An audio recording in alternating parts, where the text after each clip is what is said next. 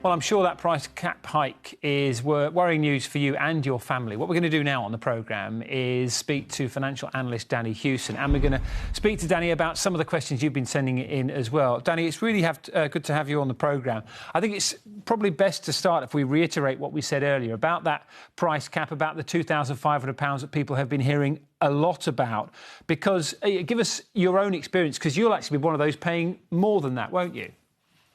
Yeah, I am, absolutely. I thought that I lived in an average house, and the price cap of £2,500 is for average use of a dual fuel bill, so gas and electric. And I got an update from my energy supplier just a couple of days ago saying on the usage that I had last year, it was expected that my bill would come in at over £4,000 for the year. So it wasn't a particularly good email to get, although it has now made me think about what I do around the house. So I've been shouting at my teenage daughters, telling them to turn the lights off and, unplug their phones when they're fully charged. There are all sorts of little things that you can do to make a difference, but people shouldn't be lulled into a false sense of security and think £2,500, that's all I'm going to be paying. Yeah, and the reason for that, of course, is that the cap is on the price per unit, isn't it? So essentially, the more you use, the more you pay. It is on the price per unit. So absolutely, the more you use, the more that you pay. We do know that electricity prices have shot up by over 20%, gas prices over 40%. And even though it is a cap of £2,500 for average use, people will still be paying 27% more than they're currently paying and double what they were paying last year. And that's the crucial bit. If you think back to what your energy bills were this time last year, and maybe you think about whether or not your direct debit was in surplus before you went into winter last year. My direct debit is not in surplus this year. I'm already in deficit, which is just making me think, how much more are those bills going to be? So it is really important that you take a look at what you are paying and figure out what you're going to be paying. And Danni, remind us about the support that is available, because we know about some of that, and what is freely available and what needs to be applied for.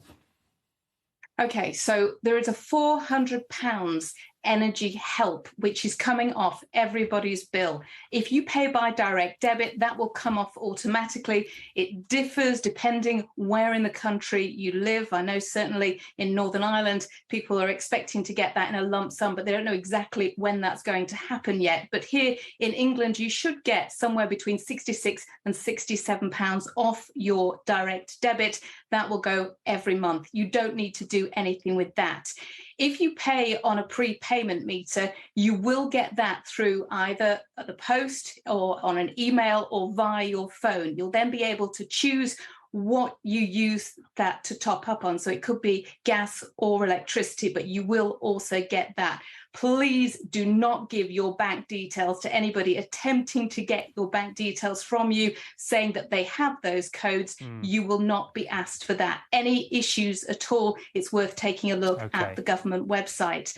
There is also a cost of living payment, £650. Half of that has gone out. Another half is due to come out later this year. And pensioners, when they get their winter fuel payment, they should also get an additional £300. It's really handy advice. I'm sure many of our viewers are listening to what Danni's saying, Ciel, but also have got their own concerns too. Got some really good advice and also got some really good messages from some of our viewers who are really struggling. Also a question from Tanya. I'm going to put that to you in a moment, Danni. But first, Julie from Bradford says, I live in a one-bedroom house and I've got LED lights and I can actually charge at work. I try to turn on the main light, or try not to turn on the main light if I can help it. Stephen from Westminster says, I'm very worried about energy bills. I have cut down on electricity use. I don't have my lights on at all. I only have my TV and fridge on. Gareth from Wales says, we are a family of four and we are too scared to cook or put the heating on. I'm a disabled person and cannot afford to pay any more bills. I'm going to put that question from Tanya because it really does speak to a lot of our viewers. Tanya from Huddersfield says, I have had to cancel a couple of my direct debit payments just to be able to buy food for myself and my daughter. I am terrified, though. Will companies cancel who she's cancelled the direct debits with be sympathetic to her? She's really scared about phoning them. Look, the best thing to do is not cancel your direct debit. That is not what energy companies want to happen at all. They are obliged to help you out, but they can only help you out if they know that you're in trouble. So don't think, I can't afford to pay my bill, I'm just going to cancel my direct debit, or I'm just going to put my head in the sand. No, give them a call. They will help you out. There are funds in place.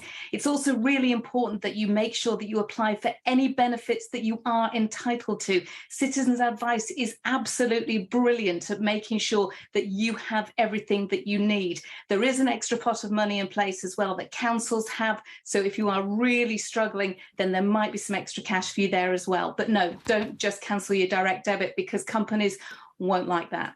Danni, really good to talk to you. Thank you very much for that sound advice tonight as well.